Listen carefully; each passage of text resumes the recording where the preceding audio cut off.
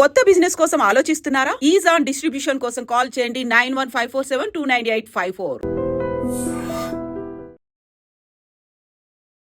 Hi hello నమస్తే, welcome back to our channel. నేను మీ వైషు. గత వీడియోలో మనం హెయిర్ గురించి, హెయిర్ థిన్నింగ్ గురించి, కలర్ గురించి, వైట్గా మారిపోతే దానికి ఉండే ప్రాబ్లం, దాన్ని ఎలా రెమెడీ చేసుకోవచ్చు అని మాట్లాడాం. దాంట్లో ఏంటంటే ఏం వాడితే అది పోతుంది అని తాత్కాలికమైన పరిష్కారం ఒకటి చెప్పారు. బట్ మాట్లాడుతూ లోపల ఉన్న మనకి ఏదైతే ప్రాబ్లం ఉందో అది పోతే తప్ప పూర్తిగా అది నయం అవ్వదని చెప్పారనమాట.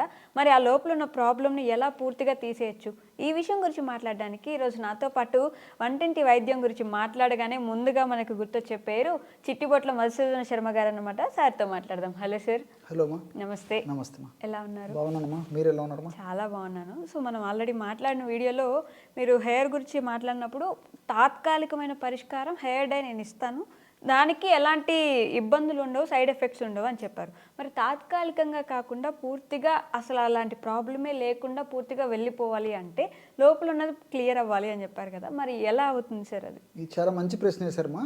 Prevention is better than cure. Yeah. సమస్య వచ్చేదానికంటే ముందే రాకుండా జాగ్రత్త పడడం చాలా చాలా మంచిదమ్మా. సరే, అవగాహన లోపంతోనూ, ఆరోగ్య స్పృహ సరిగ్గా లేకపోవడం చేతనో, తెలియక చేసినటువంటి తప్పుల వలనో మరి సమస్య వచ్చినప్పటికీ సమస్య నుంచి త్వరగా బయటపడడం చాలా చాలా ముఖ్యం. సో మీరు అడిగినట్లు గత వీడియోలో ఈ వైట్ హెయిర్కి సంబంధించినటువంటి మంచి హెయిర్ డై గురించి చెప్పాను. అందరూ వాడుకోదగ్గ మంచి హెయిర్ డై మాది, ఈజీగా తయారు చేసుకోదగ్గదే చెప్పాము. సో ఇంటర్నల్ ప్రాబ్లం ఉన్నప్పుడే మరి చిన్న వయసులో ఈ యొక్క వెంట్రుకలు పెరుగుదలకు సంబంధించినటువంటి కానీ, లేకపోతే వెంట్రుకలు మరి తెల్లబడడం కానీ ఇలాంటివన్నీ జరుగుతుంటాయమ్మా. సర్వసాధారణంగా ఒక వయస్సు వచ్చిన తర్వాత వెంట్రుకలు క్రమక్రమంగా తగ్గిపోవడం కానీ, రాలిపోవడం కానీ, అనువంశికంగా నాబోటి వాళ్ళు ఉన్నట్లయితే బాల్డ్ హెడ్ రావడం కానీ జరుగుతుందమ్మా. నాకు అనువంశికం. సో పెద్దలకు ఈ పద్ధతి ఉండడం చేత జెనెటికల్ అనువంశికం ఉన్నప్పుడు దాన్ని మనం చేయదగింది ఏం లేదమ్మా. సో ఈ విషయం నాకు ముందే ఒక 10-15 సంవత్సరాల ముందే తెలిసింటే ఇంకొక 5-10 సంవత్సరాలు కొంచెం పోస్ట్ పోన్ చేసేటువంటి పరిస్థితి ఏర్పడింది. సో పుణ్యకాలం గడిచిపోయింది కాబట్టి ఈ వయసులో నేను చేయదగింది ఏం లేదమ్మా. సో వీటి మీద అవగాహన వచ్చిన తర్వాత ఇట్లాంటి తెలుసుకునేసరికి పుణ్యకాలం గడిచిపోయింది. సో కాబట్టి ఇప్పుడు దీనికోసం అని చెప్పేసి ఇప్పుడు నాబోటి వాళ్ళు ఎవరన్నా సౌందర్య ఆకాంక్ష ఉండి, సౌందర్య పిపాస ఉండి, మరి వయసున్నటువంటి వాళ్ళు కూడా తమ సౌందర్యం వినుడింపజేసేందుకు కావాలనుకుంటే ఇప్పుడు మనం చెప్పుకోబెట్టిన ఔషధం వాడుకోవచ్చు. ఇప్పుడు నేనైతే ఎలాంటి ఔషధం వాడలేదు, వాడబోను. ఇంతవరకు నాకు పరిస్థితి రాలేదు, వాటి మీద ఆకాంక్ష లేదమ్మా. సో మంచి మెడిసిన్ అయితే చెప్తాను. ఒకవేళ అలా ఏదంటే నేను ఏదో విగ్గు పెట్టుకోవడం కానీ, లేకపోతే మరి ఇంకోటి ఏదైనా పెట్టుకోవడం కానీ, ట్రాన్స్ప్లాంటేషన్ కానీ చేయించుకునే పరిస్థితి ఉండదుమా. నాకు వాటి మీద ఆకాంక్ష కూడా లేదు కాబట్టి ఎంతో మంది వాడి చక్కటి ఫలితాలు ఇచ్చినటువంటి ఫార్ములాని మళ్ళీ చెప్తున్నాను.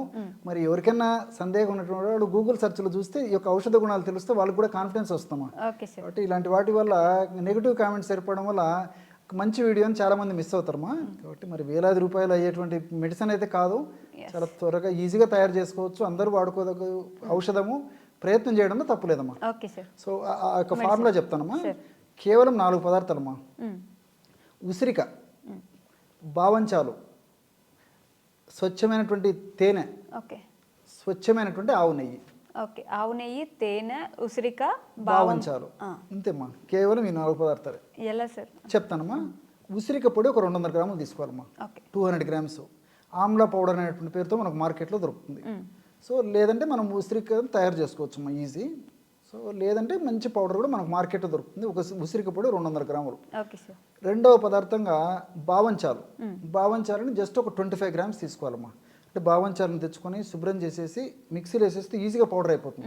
25 గ్రామ్స్ బావంచాల పొడి అందులో కలిపేసేయాలి. అందులో 100 ml స్వచ్ఛమైనటువంటి తేనె కలిపేసేయాలి. 200 ml స్వచ్ఛమైనటువంటి ఆవు నెయ్యి కలుపుకోవాలి. ఒకవేళ ఆవు నెయ్యి దొరకకపోతే స్వచ్ఛమైనటువంటి గేదె నెయ్యి కూడా కలుపుకోవచ్చు. ఆవు నెయ్యి మంచిది, లేని పక్షంలో గేదె నెయ్యిని కలుపుకోవచ్చు. ఈ 4 పదార్థాలు కలపడం వల్ల బ్రహ్మాండమైనటువంటి హెయిర్స్ను ప్రొటెక్ట్ చేసేటువంటి, వెంట్రుకల సౌందర్యాన్ని కాపాడేటువంటి, వెంట్రుకల పెరుగుదలకు చక్కగా ఉపయోగపడేటువంటి ఔషధం, ఒక తీయటి ఫామ్లో ఉండేటువంటి ఔషధం తయారైపోతుంది. చిన్నపిల్లల నుంచి పెద్దల వరకు చాలా ఉత్సాహంగా, ఇంట్రెస్ట్గా, మరి దాని మీద కోరిక మేరకు తినేటువంటి పరిస్థితి ఉంటుందమ్మా. అలా ఉంటుందన్నమాట. అది కన్వీనియంట్గా ఉంటుంది. సో దీన్ని ఏం చేయాలంటే మా మామూలుగా మరీ చిన్న పిల్లలైతే ఉదాహరణకి 7 సంవత్సరాలు 8 సంవత్సరాలు 10 సంవత్సరాలు ఇలాంటి పిల్లలైతే ఒక పావు టీ స్పూన్ ఉదయం పావు టీ స్పూన్ సాయంత్రం చప్పరించేసి ఒక కప్పు పాలు తాగితే సరిపోతుందమ్మా. 10-15 సంవత్సరాలు దాటినటువంటి వాళ్ళందరూ కూడా ఇంచుమించు హాఫ్ టీ స్పూన్ వరకు మ్యాక్సిమం అమ్మా. ఉదయం పూట ఆహారం ముందు కానీ తర్వాత కానీ హాఫ్ అన్ అవర్ ముందు కానీ ఆహారం హాఫ్ అన్ అవర్ తర్వాత కానీ, అదేవిధంగా రాత్రి పూట కూడా హాఫ్ అన్ అవర్ ముందు కానీ హాఫ్ అన్ అవర్ తర్వాత కానీ, లేకపోతే రాత్రి పడుకుంటప్పుడు కానీ ఎప్పుడైనా పర్లేదమ్మా. హాఫ్ టీ స్పూన్ వరకు మ్యాక్సిమం చప్పరించేసేసి ఒక కప్పు గోరువెచ్చని పాలు తాగుతున్నారు. ఈ విధంగా క్రమం తప్పకుండా రోజు చేయడం వల్ల వెంట్రుకల పెరుగుదల ద్విగుణీకృతంగా ఉంటుంది.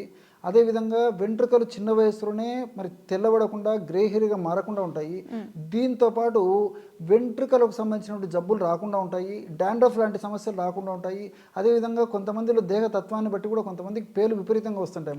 ఆ పేలు ఇలాంటి సమస్యలు రాకుండా ఉంటాయి.